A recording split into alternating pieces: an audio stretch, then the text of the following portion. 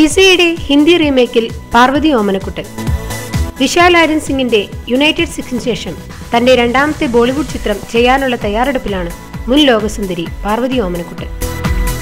കാർത്തിക് സുബ്രാജിന്റെ തമിഴിലെ block buster ചിത്രം പിസയുടെ ഹിന്ദി റീമേക്കിലാണ് പാർവതി അഭിനയിക്കുന്നത്.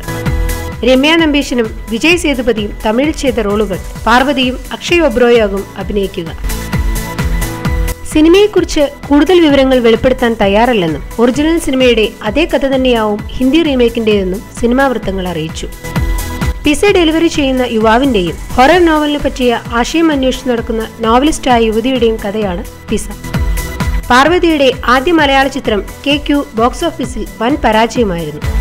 ആ ചിത്രം ചെയ്യേണ്ടി വന്നതിൽ താൻ പശ്ചാത്തപിക്കുന്നുവെന്നും പാർവതി അടുത്തിടെ ഒരു അഭിമുഖത്തിൽ വ്യക്തമാക്കിയിരുന്നു.